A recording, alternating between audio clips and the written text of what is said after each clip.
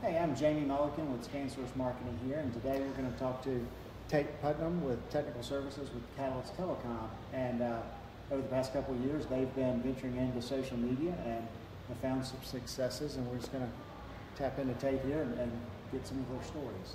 Okay, thanks, Jamie. Yeah, you're right. We started dabbling in this and a few other things about 3 years ago, and we really were looking to solve internal problems. How do we share information? How do we communicate key points that are useful across the team?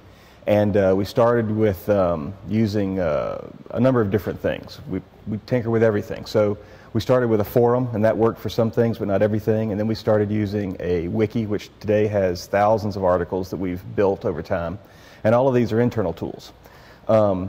And at some point we realized that we had some good content in that wiki that we really wanted to get to our customer base. So we threw up a blog. So we used a basic piece of software to put a blog up and started advertising it in the tagline on our emails to our customers. Our customers are generally the technical side of our partner base, and what they're doing is seeing the blog, visiting there, and just exploring to find out what kind of information they can find useful. And the next extension of that was the use of Twitter. So about probably just over a year ago, we started a Twitter account, and the idea was to use it as a learning tool for us and a tool to let our customers know what are important to us, and to give them one more way to see what we were talking about on our blog. And what, going back, the response you had with the blog from your customers and now with Twitter, are you getting any unsolicited comments or just feedback from people? Sure, absolutely. I mean, we've had a number of occasions with the blog where customers, very unsolicited, whether they've seen our executives at a show or talking to their sales reps, said, wow, who puts that thing together? Because it saved us, 3 hours the other day, or really saved us in front of that customer. And it's really just putting the information that they need in a place that they are comfortable finding it. I know that's a concern for a lot of people, is the time and the investment that goes into it. Yep. How have y'all managed that time, or how much time do y'all put into it? Yeah. The interesting thing to me about Twitter is that it really can use, people can look at it as using up a lot of time.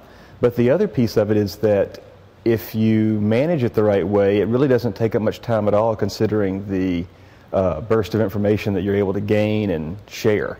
On my tech team, we have a number of guys that follow one account, the Catalyst Telecom account, and we sort of do it passively. And so we're looking for who's following us, keywords that the people we follow are using, and we use it to just look for things that make sense. And so we've had some very good experiences with vendors and customers using that technique. Not chewing up a whole lot of our day, but sort of a passive viewing of what's going on in the stream. So is it a numbers thing? Are you trying to get more followers or follow more people, or does that passively happen too? That passively happens too. Our primary thing is, now there is a point at which, if you have 3 followers, you're really not reaching many people. But I don't care if we have hundreds of followers or thousands of followers. The important part is that we have the right followers. And the other important part is that we're someplace that our customers can find us. So we've had a couple of really interesting interactions with customers through Twitter over the last couple of years. And there was one recently where y'all had, Yep. You followed someone, and then that led to a phone call. Is that correct? Yeah, we had a customer showed up in our followers list, somebody that recently followed us, and as I normally do, I'll see, are they a customer, are they a vendor, why might they be following Catalyst? And in this case, it was a customer out on the West Coast that's a Nortel dealer. So they had just started working with Catalyst as their new distributor for Nortel.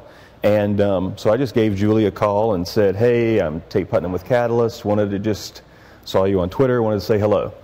It was sort of funny because she said, hours later when she finally reached me, she said, if you'd sent me a direct message, I would have found it a lot faster than voicemail.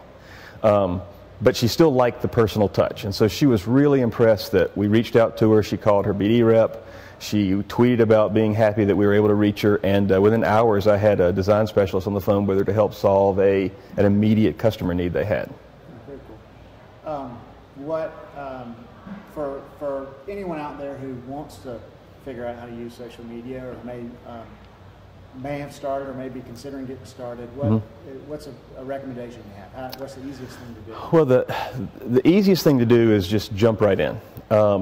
I started my Twitter account, I think, in February of 2008, and it took me 3 good shots at figuring out just what this thing is all about. I would dabble in it and just couldn't see the real value for me personally. But as the Twitter base grew, I started finding out ways that it could be very helpful. And what we're starting to do with our Catalyst Telecom account is we're using lists to identify vendors and trade shows and publications.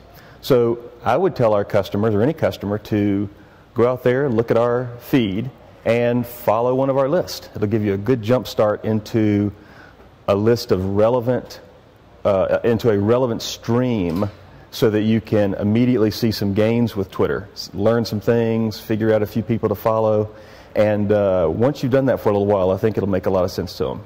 So how does someone find you on Twitter? We are at Catalyst Telecom. That's our handle, and we'd love to have anybody follow us that's interested. All right, so now that, I guess what's next? What do you see after Twitter blogging? Where do you see social media and Catalyst going? Well, as a company, we have our community sites that are coming along. We have the Twitter feed. We have Flickr and Facebook pages, YouTube. So recently, as we've started looking at the medium and the message that we need to get out to our customers, what we're going to start focusing on is I just say fleshing out those particular areas. So we've dabbled and had some success, but I think that we really want to continue to put ourselves into those areas, put ourselves places where our customers are going to be, where they're comfortable finding information about us. And what you'll start seeing is more photos and videos and things like that customers can use to educate themselves on relevant topics to their business. And I assume as y'all do that, you will announce it on Twitter. We'll Twitter about it. We will post information on our blog. I mean, we'll get it out there to them. All right. Well, thank you. Yeah.